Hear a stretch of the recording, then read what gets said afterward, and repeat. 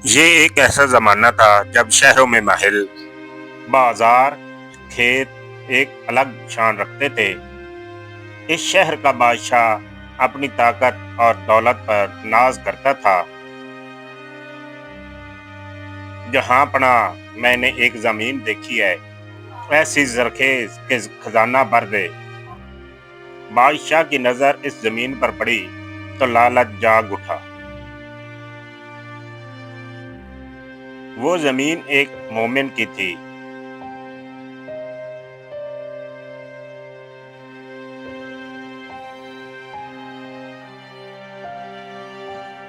بادشاہ سلامت، یہ زمین خریدنا چاہتے ہیں، قیمت آپ خود بتا دیں۔ یہ زمین میرے باپ دادا کی نشانی ہے، یہ بیچی نہیں جا سکتی۔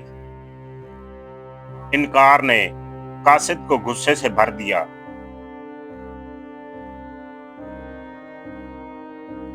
جہاں پناہ اس نے زمین دینے سے صاف انکار کر دیا۔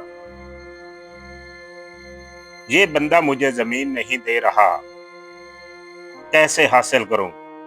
ملکہ نے کہا کہ کوئی مسئلہ نہیں، اسے گرفتار کرو اور انجام تک پہنچا دو اور زمین ہماری ہو جائے گی۔ کوئی سوال کرے تو بتا دینا کہ وہ باغی تھا۔ اگر قیمت سے نہ مانے تو تلوار سے منواؤ۔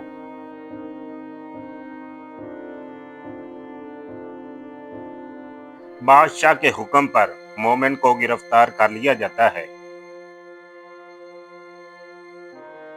لوگ خاموش کھڑے تماشا دیکھتے رہے۔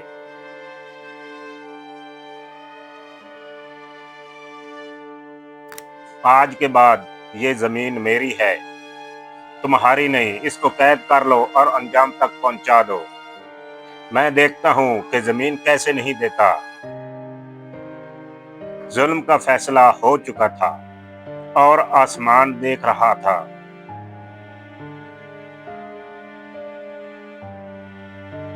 یہ خبر حضرت ادریس علیہ السلام تک پہنچی تو ان کا دل لرز اٹھا۔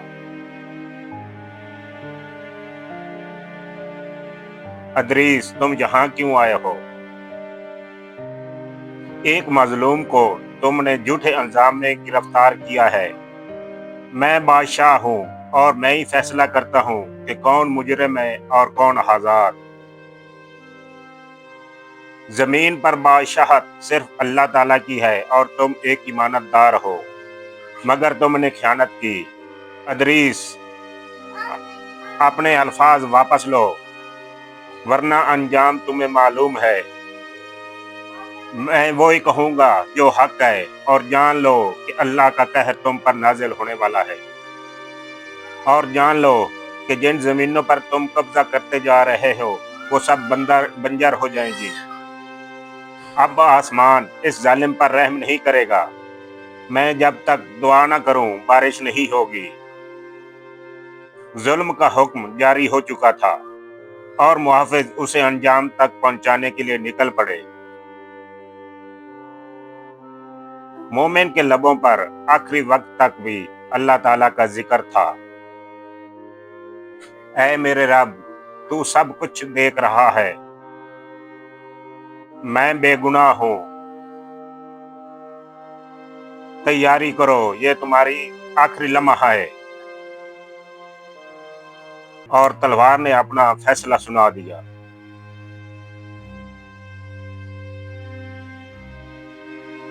اس دن کے بعد تک زمین پر ایک قطرہ بھی نہ برسا۔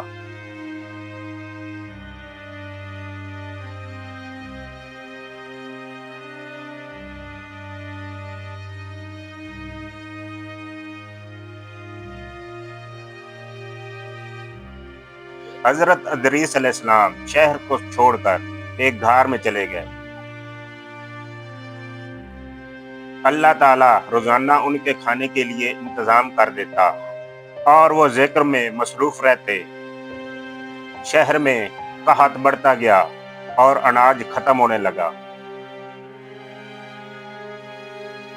یہ سب کچھ اس بادشاہ کے ظلم کا نتیجہ ہے۔ مگر بادشاہ اپنے محل میں مزے اڑا رہا تھا۔ कहत के शोर से बेखबर। वो नहीं जानता था कि आसमान का फैसला उसके करीब आ चुका है। दिन महीनों में और महीने सालों में बदल गए। बारिश का एक कतरा भी न बरसा। भूख ने लोगों के चेहरों से रौनक छीन ली थी।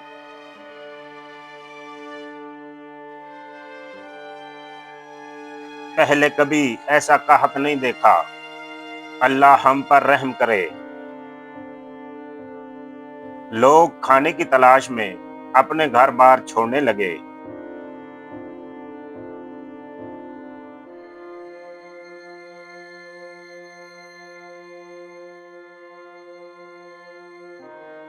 भूख और बीमारी हर दरवाजे पर दस्तक दे रही थी।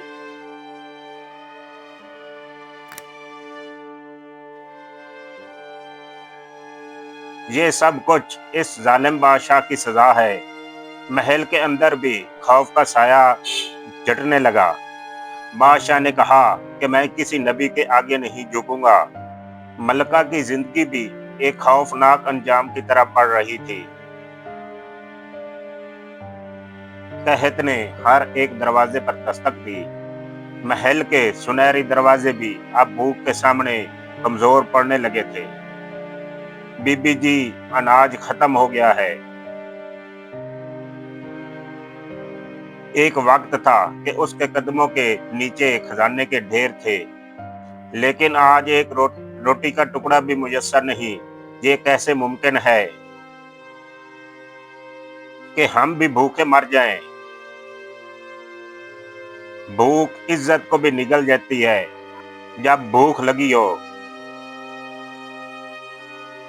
ये तो बादशाह की बीवी लगती है। मलका भटकती रही जब तक वो शहर के वीराने तक न पहुंच गई। पानी, कोई पानी दे दो।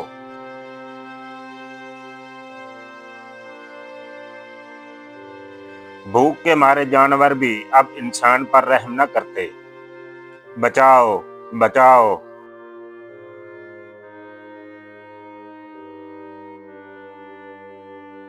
वो मलका जिसने एक मोमिन को कत्ल करवाया, वो कुत्तों की खुराक बन गई। जुल्म और गरूर का एक बाब बंद हुआ। बगावत के आसार अब खुले आम नजर आने लगे।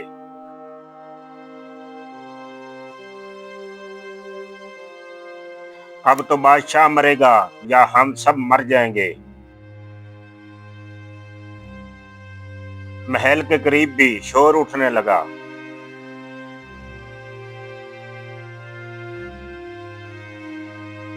जहां पनाह लोग महल की तरफ बढ़ रहे हैं। शहनशाह के गरूर की बुनियादें हिलने लगी। लेकिन अभी कहानी खत्म नहीं हुई थी। कहत ने भूखे पेटों में बगावत की आग भड़का दी थी। जालिम बादशाह मुर्दाबाद, जालिम बादशाह मुर्दाबाद, जालिम बादशाह मुर्दाबाद। हमें इंसाफ चाहिए। मुहाफिज महल के दरवाजे पर डट गए, लेकिन कमजोर लोगों के सामने कमजोर पड़ने लगे। हम ज्यादा देर इन्हें नहीं रोक सकेंगे। पहला दरवाजा टूटा और महल का सुकून बिखर गया। जहां पनाह अपनी जान बचाइए। लेकिन किस्मत का फैसला बादशाह के लिए लिखा जा चुका था।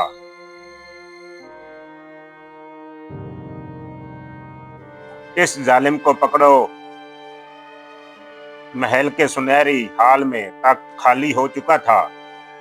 एक नया हुक्मरान उभरने लगा था, जो खुद को अवाम का निजात दहिंदा समझता था। मैं इस जमीन को दोबारा खुशहाल बनाऊंगा। कहत अभी खत्म नहीं हुआ था और आजमाइश अभी बढ़ने वाली थी।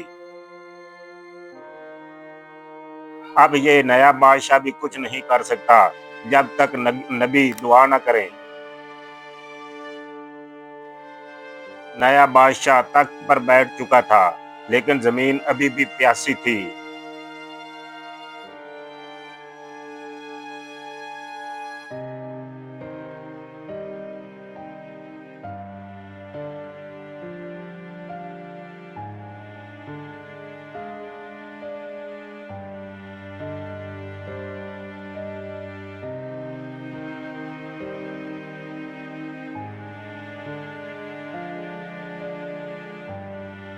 گودام کھول دو، جو کچھ بچا ہے عوام میں بانٹ دو۔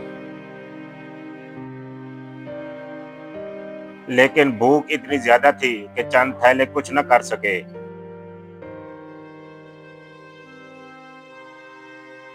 بادشاہ بدل چکے لیکن بارش کیوں نہیں ہوئی؟ یہ ہم پر اللہ کی پکڑ ہے، جب تک توبہ نہ کریں گے بارش نہیں ہوگی۔ جہاں پناہ عوام کہتی ہے کہ اگر نبی دعا کریں گے تو بارش ہوگی۔ حضرت ادریس علیہ السلام غار میں عبادت اور ذکر میں مصروف تھے۔